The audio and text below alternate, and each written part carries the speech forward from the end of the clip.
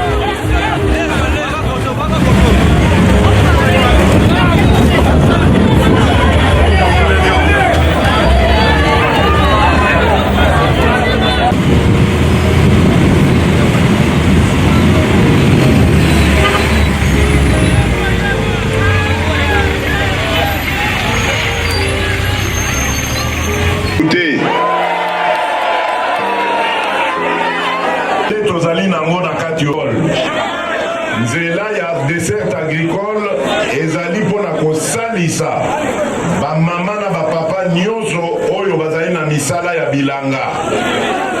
Misala wana biso wana Congo tozalaki na tendance ya konéglige yango. Lelo toye komona ke mosala ya bilanga nde eleki motuya mingi na misala nyonso.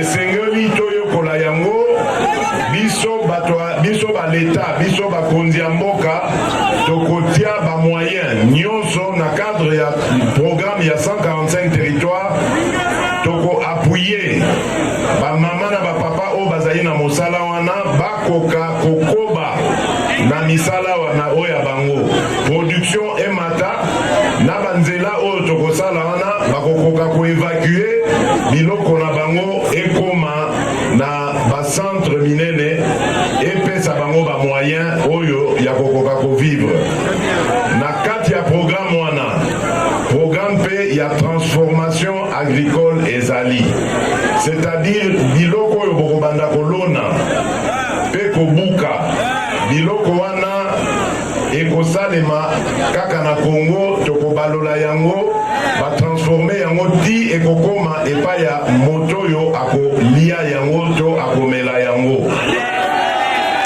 Yango nde tobengi programme ya transformation agricole. Nayoki ndeko moko azoloba makambo ya misala. Programme wana mutu ekobota misala. Misala ekozala ebele ekosenga kaka tozala na bomoko tozala na confiance bozala na confiance epa na ngai na kosalela bino oyo bozali kozela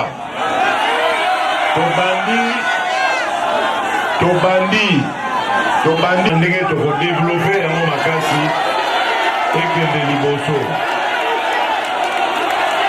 bino awa ezali likambo ya kosala ngai confiance.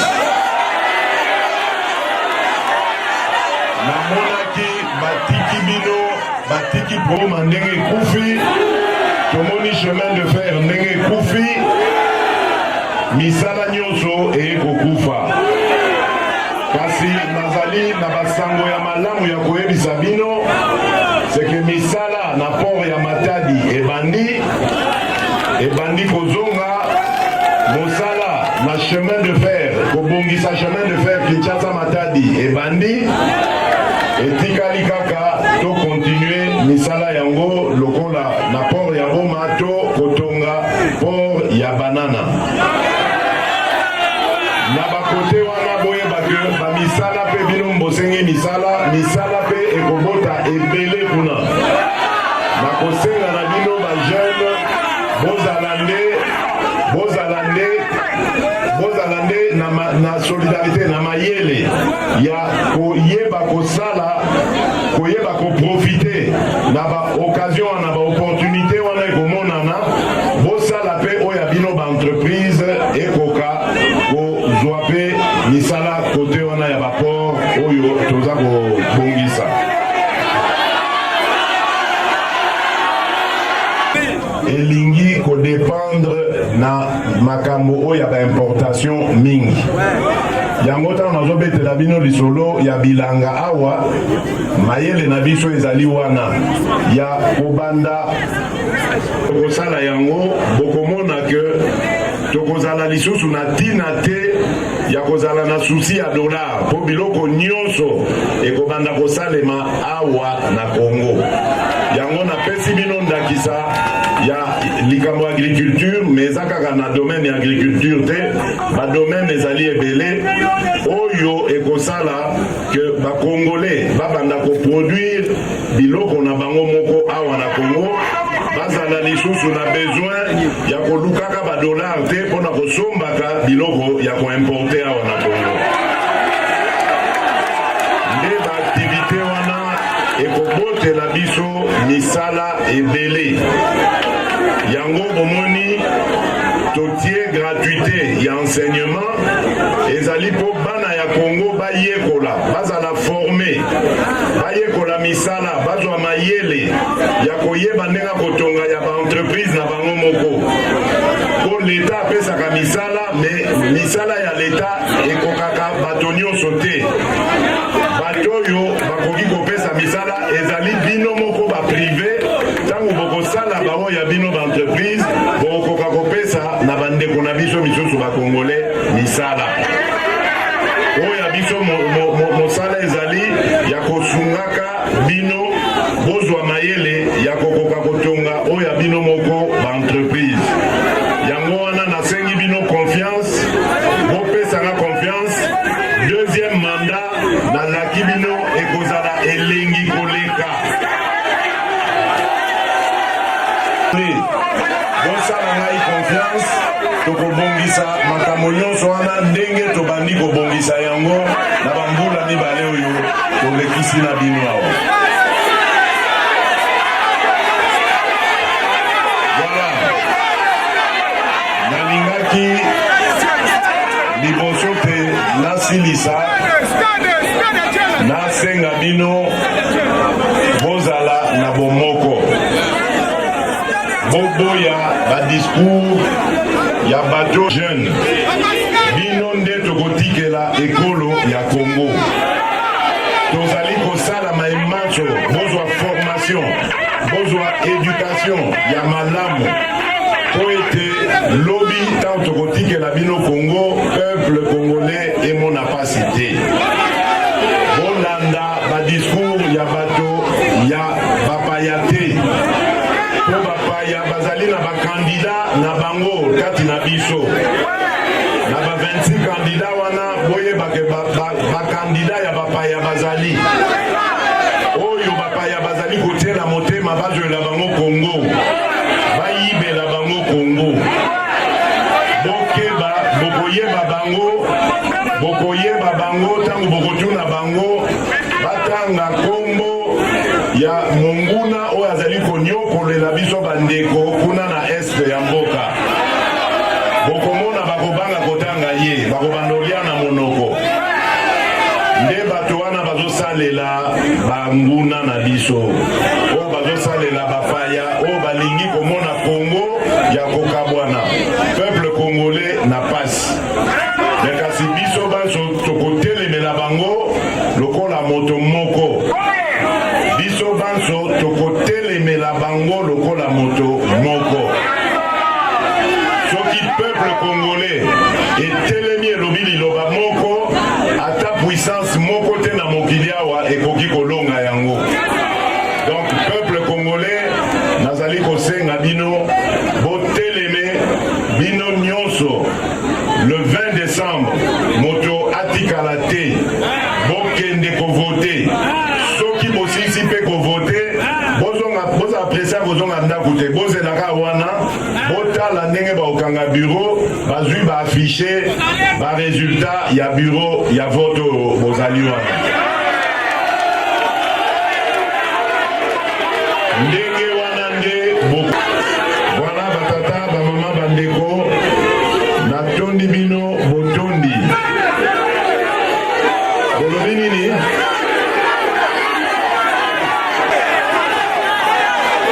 bolobi nini stade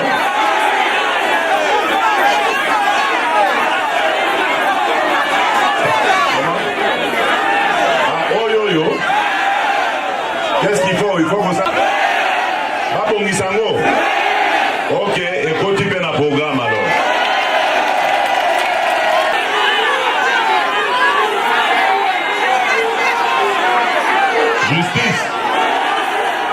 justice esali bino nini moto moko aya koloba moto moko ayebisanga moto moko aya justice eza pasi po bakangi yo bala moko na prison abaolinga kuna $500 ou $2000 privé okolia te okosedir osouffrir awa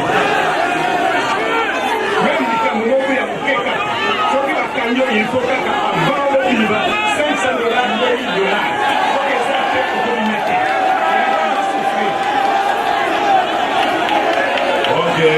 eyokani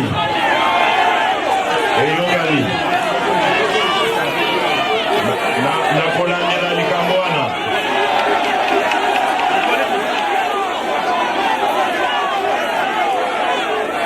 nani wana nani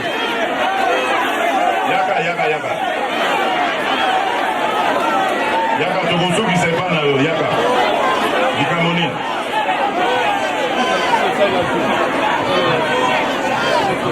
Excellence, merci beaucoup pour la maloba au Pessibiso. Vraiment, biso, jeunesse à tiela de tonde yo ou ye ibolamu. Vraiment, tozaki na posa na yo ya, tokuta na yo. Na nyonso yo lobi, tozala koselela yango. Mais tozako yebisa yo que district na biso ya ba fleuve. Même après indépendance, ezalaki district les plus industrialisés ya République démocratique du Congo. Mais malheureusement, par prédécesseurs Nayo, ils se sont mal comportés, ce qui a fait que le district du Bas-Fleuve aujourd'hui est en moule par terre. Alors, au départ, c'était les opérateurs économiques qui donnaient l'argent aux politiciens. Mais aujourd'hui, c'est le sens contraire. Alors, nous vous disons, Excellence, que nous voulons votre vision des partenaires, de faire promouvoir l'entrepreneuriat. Alors, les districts du Bas-Fleuve étaient construits par les entrepreneurs. Donc, tiens là que vous voyez ici, voilà, ce sont les entrepreneurs qui ont construit Tchela et puis les districts en général. Donc, nous vous prions, Excellence, parce que vous avez déjà le deuxième mandat. Et quand vous allez avoir votre deuxième mandat, pensez à nous, Excellence. Le fait que dans votre vision, vous avez toujours dit que vous voulez rendre la République démocratique du Congo l'Allemagne de l'Afrique, c'est de ce sens aussi que nous voulons. Alors, la route de Manterne Signini, nous vous prions, nous voulons avoir un marché commun entre l'Angola et puis le Congo-Brazzaville. Si vous allez nous aider, que la route arrive jusqu'à la frontière, vous allez nous aider. Oui, la route ici, elle va arriver jusqu'à Louali. C'est une frontière entre les districts du Bas-Fleuve vont renaître et vont encore reconstruire les districts. Parce que le développement excellent, je crois que c'est l'entrepreneuriat qui apporte le développement. Donc la politique est là juste pour nous accompagner. Donc au lieu de prendre la parole parce qu'il y a beaucoup à dire, mais je crois que ce que nous venons de dire, c'est l'essentiel que nous avons. Nous vous remercions.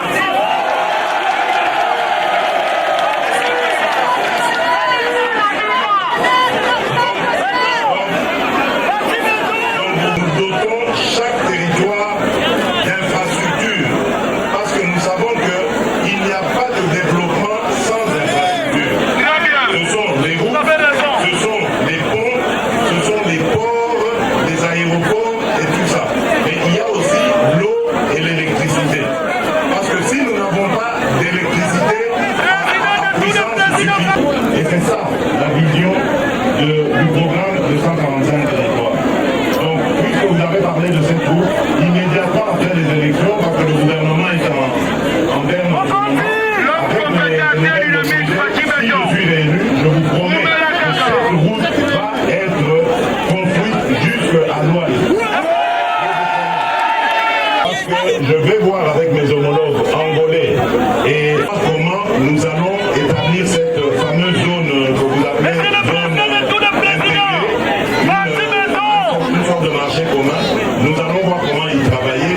Bango Baya na Mayele et na Bango Pe, pour voir comment ensemble nous pouvons mettre nos énergies pour le bonheur de nos populations. Merci beaucoup. Merci. Comment vous appelez?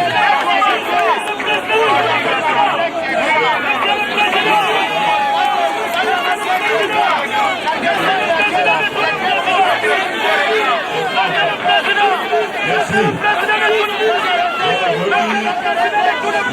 Solina de Samuel Makaba. Donc, Nazala et Seigneur, Sabino, que ceux qui vont payer deuxième mandat,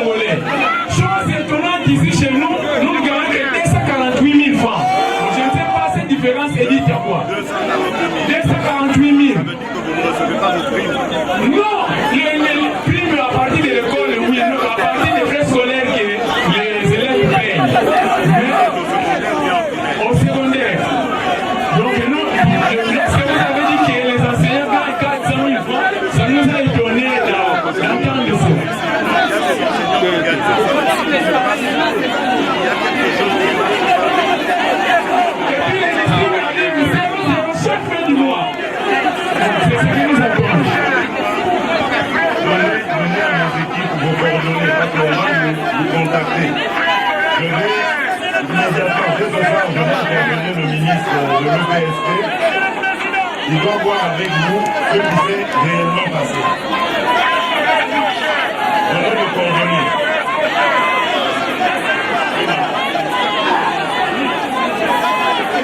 Merci beaucoup d'avoir posé la parole. Je suis la présidente fédérale du député Ségué Souza. Je vous souhaite vraiment la bienvenue. Comme vous êtes Ségué vraiment, je dis ça. Souci dans les années. La Zakara va pour des points de la maman jusqu'à quel point de les trouver des balles.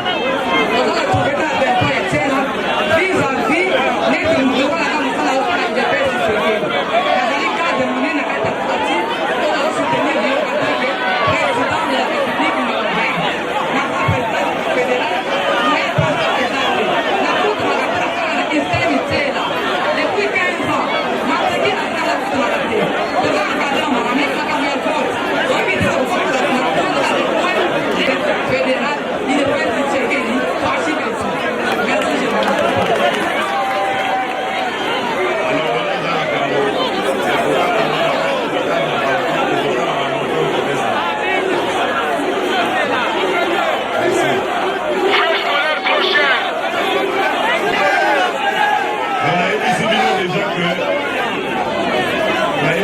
déjà que l'agence de la mission où est à la carte, nous avons l'énergie, le milieu,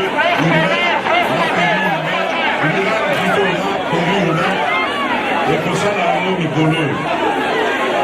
Donc, vous allez la kimia. Tokobo Salabinote, Tokobo Salabana Yachenate. Vous allez la kimia. Vous allez la confiance. Maintenant, vous connaissez Kamalam. Bon.